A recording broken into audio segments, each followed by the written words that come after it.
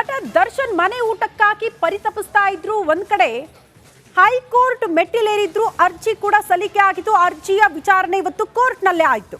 But court ನಲ್ಲಿ ಇವತ್ತು ಏನ್ ಬೆಳವಣಿಗೆ ಆಯ್ತು ಅನ್ನೋದನ್ನ ಗಮನಿಸಬೇಕು. ಕಾರಣ ಮತ್ತೆ ಅವರಿಗೆ ಸೆಪ್ಟೆಂಬರ್ 5ರ ತನಕ ಜೈಲೂಟವೇ ಗತಿಯಾಗ್ತಾ ಇದೆ. ಅದಕ್ಕೆ ಕಾರಣ ವಿಚಾರಣೆಯನ್ನ ಮುಂದೂಡಿದೆ ಕೋರ್ಟ್. ಫರ್ಕಿ ಬಾಸ್ಗೆ ಜೈಲು ಊಟವೇ ಗತಿ, ದರ್ಶನ್ಗೆ ಜೈಲೂಟವೇ ಫಿಕ್ಸ್ ಮಾಡಿದೆ ಸದ್ಯಕ್ಕಂತೂ ಕೋರ್ಟ್. ಸದ್ಯಕ್ಕೆ ಜೈಲೂಟ ಫಿಕ್ಸ್ ಮಾಡಿ ಸೆಪ್ಟೆಂಬರ್ 5ಕ್ಕೆ ವಿಚಾರಣೆಯನ್ನ ಮುಂದೂಡಿದೆ ಕೋರ್ಟ್. ಈಗಾಗಲೇ ಮನೆ ಊಟ ತಿರಸ್ಕಾರ ಮಾಡಿದ್ರು ಜೈಲಧಿಕಾರಿಗಳು. ಅವರು ಕೂಡ ಒಂದು ಆಕ್ಷೇಪಣೆಯನ್ನ ಕೂಡ ಸಲ್ಲಿಸಿದ್ರು. ಯಾವುದೇ ಕಾರಣಕ್ಕೂ ಮನೆ ಊಟಕ್ಕೆ ಅವಕಾಶ ಮಾಡಿಕೊಡಬಾರದು ಅಂತ ಕೋರ್ಟ್ಗೆ ಒಂದು ಮನವಿಯನ್ನ ಕೂಡ ಸಲ್ಲಿಸಿದ್ರು. ಅಂದ್ರೆ ಆಕ್ಷೇಪಣೆ ಸಲ್ಲಿಕೆ ಆಗಿತ್ತು. ಒಬ್ಬರಿಗೆ ಅವಕಾಶ ಕೊಟ್ಟರೆ ಅಷ್ಟು ಜನ ಕೈದಿಗಳು ಕೂಡ ನಾಳೆ ಮನವಿ ಮಾಡ್ತಾರೆ, ಅಷ್ಟು ಜನಕ್ಕೂ ಕೂಡ ಮನೆ ಊಟ ಕೊಡಬೇಕಾಗತ್ತೆ. ಹಾಗಾಗಿ ಇದನ್ನ ತಿರಸ್ಕಾರ ಮಾಡಬೇಕು ಅನ್ನೋ ರೀತಿಯಲ್ಲಿ ಮನವಿಯನ್ನ ಮಾಡಿಕೊಂಡಿದ್ರು ಕೋರ್ಟ್ ಮುಂದೆ. ಹಾಗಾಗಿ ಈಗ ಸೆಪ್ಟೆಂಬರ್ 5ಕ್ಕೆ ಕೋರ್ಟ್ ವಿಚಾರಣೆಯನ್ನ ಮುಂದೂಡಿದೆ. ಹಾಗಾಗಿ ಸೆಪ್ಟೆಂಬರ್ 5ರ ತನಕ ಮತ್ತೆ ಜೈಲೂಟವೇ ಗತಿಯಾಗಿದೆ. ನಟ ದರ್ಶನ್ಗೆ ಮನೆ ಊಟ ಕನಸಾಗೆ ಉಳಿದು ಬಿಟ್ಟಿದೆ. ಈ ಬಗ್ಗೆ ಮತ್ತಷ್ಟು ಡೀಟೇಲ್ಸ್ ಅನ್ನ ಕೊಡ್ತಾ ಹೋಗ್ತಾರೆ ನಮ್ಮ ಪ್ರತಿನಿಧಿ ಮಾದೇಶ್. ನೇರ ಸಂಪರ್ಕದಲ್ಲಿ ಜಾಯಿನ್ ಆಗ್ತಿದ್ದಾರೆ. ಮಾದೇಶ್, ಇವತ್ತು ಕೋರ್ಟ್ ನಲ್ಲಿ ಆಗಿರುವಂತಹ ಬೆಳವಣಿಗೆ ಎಲ್ಲದರ ಬಗ್ಗೆ ಮಾಹಿತಿ ಕೊಡ್ತಾ ಹೋಗೋದಾದ್ರೆ ಮಾದೇಶ್.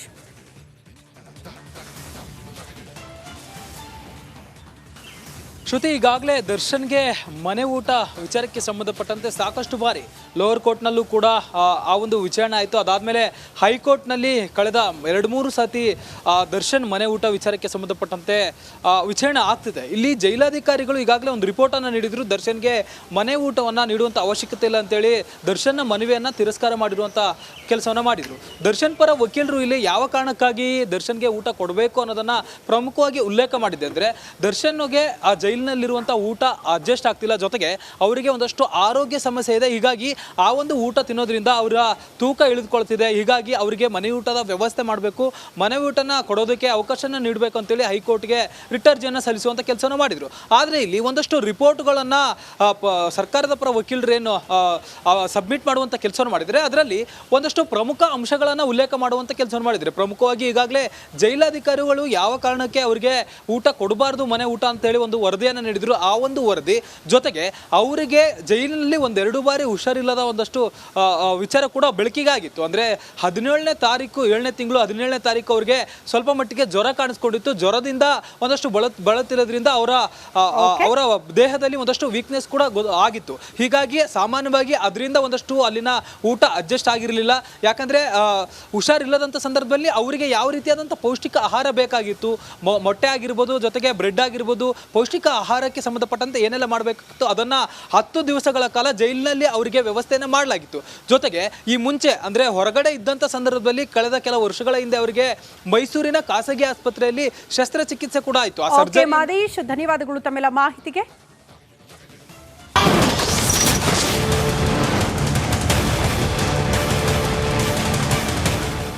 ಜೈಲಲ್ಲಿ ನರಳಿ ಬೆಂಡಾಗಿರುವಂತಹ ಪವಿತ್ರ ಗೌಡ ರೋಸಿ ಹೋಗಿದ್ದಾಳೆ. ಪರಪ್ಪನ ಅಗ್ರಹಾರದಿಂದ ಆಚೆ ಹೋದ್ರೆ ಸಾಕಪ್ಪ ಅಂತ ಜಾಮೀನಿಗಾಗಿ ಕೋರ್ಟ್ ಮೊರೆ ಕೂಡ ಹೋಗಿದ್ದಾಳೆ. ಈ ಕುರಿತ ಒಂದು ರಿಪೋರ್ಟ್ ಇದೆ, ಬನ್ನಿ ನೋಡ್ಕೊಂಡು ಬರೋಣ.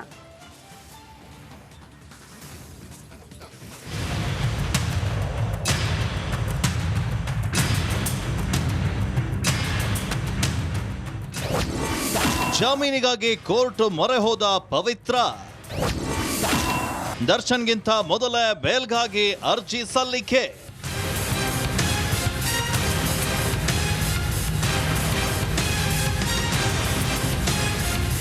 ಪರಪ್ಪನ ಅಗ್ರಹಾರದಲ್ಲೇ ಮುದ್ದೆ ತಿಂದು ಕಂಗಾಲಾಗಿರುವಂತಹ ಲಿಪ್ಸ್ಟಿಕ್ ರಾಣಿಗೆ ಜೀವನವೇ ಸಾಕು ಎಂಬಂತಾಗಿದೆ.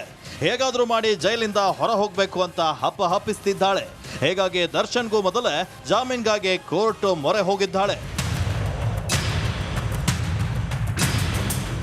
ಯಾವ ಆಧಾರದಲ್ಲಿ ಪವಿತ್ರ ಗೌಡ ಅರ್ಜಿಯನ್ನ ಸಲ್ಲಿಸಿದ್ದಾರೆ, ಬೇಲ್ಗಾಗಿ ನ್ಯಾಯಾಧೀಶರ ಮುಂದೆ ಯಾವ ರೀತಿ ವಾದವನ್ನ ಮಾಡಬಹುದು, ಚಾರ್ಜ್ ಶೀಟ್ಗೂ ಮುನ್ನ ಬೇಲ್ ಅರ್ಜಿ ಹಾಕಿದ್ರೆ ಪೊಲೀಸರ ಅಬ್ಜೆಕ್ಷನ್ ಹೇಗಿರುತ್ತೆ, ಈ ಬಗ್ಗೆ ರಿಪಬ್ಲಿಕ್ ಕನ್ನಡಕ್ಕೆ ಹೈಕೋರ್ಟ್ ವಕೀಲ ಸುನೀಲ್ ಕುಮಾರ್ ಎಕ್ಸ್ಕ್ಲೂಸಿವ್ ಹೇಳಿಕೆಯನ್ನ ನೀಡಿದ್ದಾರೆ. ಸಾಮಾನ್ಯವಾಗಿ ಕಾನೂನಿನಲ್ಲಿ ಮಹಿಳೆಯರಿಗೆ ಸ್ಪೆಷಲ್ ಕನ್ಸೆಕ್ಷನ್ ಇದೆ. ಸಿಆರ್ಪಿಸಿ ಸೆಕ್ಷನ್ 437 ಪ್ರಕಾರ ಸೀರಿಯಸ್ ಅಫೆನ್ಸ್ ಇದ್ರೂ ಜಾಮೀನನ್ನು ನೀಡಲು ಅವಕಾಶವಿದೆ. ಇದೇ ಸೆಕ್ಷನ್ ಅಡಿ ಬೇಲ್ ನೀಡಿ ಅಂತ ಅರ್ಜಿಯನ್ನ ಸಲ್ಲಿಕೆ ಮಾಡಿದ್ದಾರೆ. ಸುಖ ಸುಮ್ಮನೆ ಕೇಸ್ನಲ್ಲಿ ಸಿಲುಕಿಸಿದ್ದಾರೆ ಅಂತ ವಾದವನ್ನ ಕೂಡ ಮಾಡಬಹುದು. ರೇಣುಕಾಸ್ವಾಮಿ ಅಶ್ಲೀಲ ಮೆಸೇಜ್ ಕಳಿಸಿದ್ದನ್ನ ದರ್ಶನ್ ಗಮನಕ್ಕೆ ತಂದಿದ್ದೇನಷ್ಟೇ. ಆದ್ರೆ ಏನೋ ಅಚಾತುರ್ಯ ಆಗೋಗಿದೆ. ಇದರಲ್ಲಿ ನನ್ನ ಪಾತ್ರ ಏನಿದೆ? ನಾನು ಈಗಾಗಲೇ 2 ತಿಂಗಳು ಜೈಲಿನಲ್ಲಿ ಕಳೆದಿದ್ದೇನೆ. ಆರೋಗ್ಯ ಸಮಸ್ಯೆ ಇದೆ, ಮಾನಸಿಕವಾಗಿ ಕುಗ್ಗಿದ್ದೇನೆ. ಹೀಗಾಗಿ ಬೇಲ್ ಕೊಡಿ ಅಂತ ಮನವಿಯನ್ನ ಕೂಡ ಮಾಡಬಹುದು.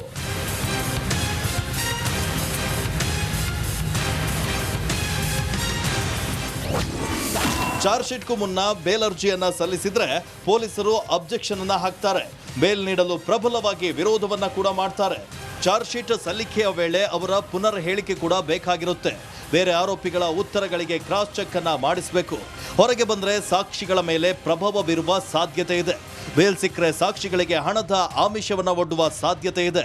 ಇತರೆ ಆರೋಪಿಗಳು ಕೂಡ ಜಾಮೀನಿಗಾಗಿ ಅರ್ಜಿಯನ್ನ ಸಲ್ಲಿಸಬಹುದು. ಹೀಗಾಗಿ ಕೇಸ್ ದಿಕ್ಕು ತಪ್ಪುವ ಸಾಧ್ಯತೆ ಇದೆ ಅಂತ ಪೊಲೀಸರು ಅಬ್ಜೆಕ್ಷನ್ ಹಾಕ್ತಾರೆ.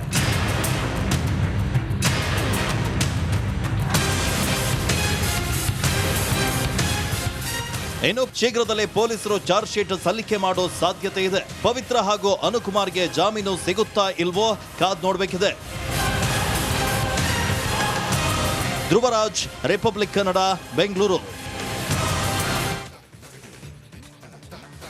ನೋಡಿ, ಪವಿತ್ರ ಗೌಡ ಚಾರ್ಜ್ ಶೀಟ್ಗೂ ಮೊದಲೇ ಜಾಮೀನಿಗೆ ಅರ್ಜಿ ಸಲ್ಲಿಸೋದಕ್ಕೆ ಮುಂದಾಗ್ತಿದ್ದಾರೆ. ಅಲ್ಲಿಗೆ ಕೋರ್ಟ್ನಲ್ಲಿರುವಂತಹ ಅಥವಾ ಕಾನೂನಿನಲ್ಲಿರುವಂತಹ ಒಂದಷ್ಟು ಅಂಶಗಳನ್ನ ಪರಿಗಣನೆಗೆ ತೆಗೆದುಕೊಂಡು ಆಚೆ ಬರಬಹುದು ಅನ್ನುವಂಥ ಆಸೆ ಪವಿತ್ರ ಗೌಡಗೆ. ಆದ್ರೆ ಕಾನೂನಲ್ಲಿರುವಂತಹ ಅವಕಾಶಗಳು ಏನು? ಪವಿತ್ರ ಗೌಡ ಅವರ ವಾದ ಏನಾಗುತ್ತೆ ಜಾಮೀನು ಅರ್ಜಿ ಸಲ್ಲಿಕೆ ಆದಂತಹ ಸಂದರ್ಭದಲ್ಲಿ? ಅದನ್ನ ಗಮನಿಸ್ತಾ ಹೋಗೋಣ. ಕಾನೂನಿನಲ್ಲಿ ಮಹಿಳೆಯರಿಗೆ ಸ್ಪೆಷಲ್ ಕನ್ಸೆಷನ್ ಇರುತ್ತಂತೆ. ಮಹಿಳೆ ಅನ್ನೋ ಕಾರಣಕ್ಕೆ, ಹೆಣ್ಮಗಳು ಅನ್ನೋ ಕಾರಣಕ್ಕೆ ಕೋರ್ಟ್ ಆಕೆಗೆ ಕನ್ಸೆಷನ್ ಕೊಡುವ ಸಾಧ್ಯತೆಗಳು ಇರುತ್ತೆ ಇಂಥ ಪ್ರಕರಣಗಳಲ್ಲಿ ಅಂತ. ಸೆಕ್ಷನ್ 437 ಪ್ರಕಾರ ಸೀರಿಯಸ್ ಅಫೆನ್ಸ್ ಇದ್ರೂ ಕೂಡ ಬೇಲ್ಗೆ ಚಾನ್ಸ್ ಸಿಗುತ್ತೆ. ಸಪೋಸ್ ಆಕೆ ಕೊಲೆಯಲ್ಲಿ ಭಾಗಿಯಾಗಿದ್ದಾಳೆ ಅಂದ್ರೂ ಕೂಡ, ಸೀರಿಯಸ್ ಆಗಿ ಅಫೆನ್ಸ್ ಅಲ್ಲಿ ಭಾಗಿಯಾಗಿದ್ದಾಳೆ ಅಂದ್ರೂ ಕೂಡ ಕೋರ್ಟ್ನಲ್ಲಿ ಹೆಣ್ಮಗಳು ಅನ್ನೋ ಕಾರಣಕ್ಕೆ ಆಕೆಗೆ ಜಾಮೀನು ನೀಡುವ ಸಾಧ್ಯತೆಗಳು ಇರುತ್ತೆ ಅಂತ. ಇದೇ ಸೆಕ್ಷನ್ ಅಡಿ ಬೇಲ್ ನೀಡಿ ಅಂತ ಅರ್ಜಿ ಸಲ್ಲಿಕೆ ಮಾಡೋದಕ್ಕೆ ಪವಿತ್ರ ಗೌಡ ಮುಂದಾಗ್ತಿದ್ದಾರೆ. ಇದನ್ನ ಅವರು ಅಡ್ವಾಂಟೇಜ್ ಆಗಿ ತೆಗೆದುಕೊಳ್ಳೋದಕ್ಕೆ ಪವಿತ್ರ ಗೌಡ ನಿರ್ಧಾರ ಮಾಡಿದ್ದಾರೆ ಅನ್ನೋದು. ಸುಖ ಸುಮ್ಮನೆ ಕೇಸಲ್ಲಿ ಸಿಲುಕಿಸ್ತಿದ್ದಾರೆ ಅಂತ ವಾದ ಕೂಡ ಮಂಡನೆ ಮಾಡಬಹುದು. ಇದರಲ್ಲಿ ನನ್ನ ಪಾತ್ರ ಇಲ್ಲ, ಕೊಲೆಯಲ್ಲಿ ನಾನು ಕೊಲೆ ಮಾಡಿಲ್ಲ, ಆದ್ರೂ ಕೂಡ ಸುಖ ಸುಮ್ಮನೆ ಈ ಕೇಸಲ್ಲಿ ನನ್ನನ್ನ ಸಿಲುಕಾಕಿಸಿಕೊಳ್ಳಲಾಗ್ತಾ ಇದೆ ಅನ್ನುವಂತ ವಾದ. ರೇಣುಕಾಸ್ವಾಮಿಗೆ ಅಥವಾ ರೇಣುಕಾಸ್ವಾಮಿ ಅಶ್ಲೀಲ ಮೆಸೇಜ್ ಬಗ್ಗೆ ದರ್ಶನ್ ಗಮನಕ್ಕೆ ತಂದಿದ್ದೆ ಅಷ್ಟೇ. ಕೊಲೆಯಲ್ಲಿ ನನ್ನ ಪಾತ್ರ ಇಲ್ಲ, ಬದಲಾಗಿ ಆತ ನನಗೆ ಅಶ್ಲೀಲ ಮೆಸೇಜ್ಗಳನ್ನ ಮಾಡ್ತಿದ್ದ ಅನ್ನೋ ವಿಚಾರವನ್ನ ದರ್ಶನ್ ಗಮನಕ್ಕೆ ತಂದಿದ್ದೆ. ನಾನು ಈಗಾಗಲೇ 2 ತಿಂಗಳು ಜೈಲಿನಲ್ಲೇ ಕಳೆದಿದ್ದೀನಿ. ಜೈಲಲ್ಲಿ ಇದ್ದು ಪರಪ್ಪನ ಅಗ್ರಹಾರ ಪಾಲಾಗಿ ಪವಿತ್ರ ಗೌಡ ಹೆಚ್ಚು ಕಡಿಮೆ 2 ತಿಂಗಳಾಗಿ ಹೋಗಿದೆ. ಹಾಗಾಗಿ ಇದನ್ನು ಕೂಡ ಅವರು ವಾದ ಮಂಡನೆ ಮಾಡಬಹುದು. ಆರೋಗ್ಯ ಸಮಸ್ಯೆ ಇದೆ, ಮಾನಸಿಕವಾಗಿ ಕುಗ್ಗಿರೋ ಬಗ್ಗೆ ಕೂಡ ವಾದ ಮಂಡನೆ ಮಾಡೋ ಸಾಧ್ಯತೆ ಇದೆ ಕೋರ್ಟ್ನಲ್ಲಿ. ಮತ್ತೊಂದು ಕಡೆ ಮಗುವಿನ ವಿಚಾರ, ಒಬ್ಳು ಹೆಣ್ಮಗಳಿದ್ದಾಳೆ, ಹಾಗಾಗಿ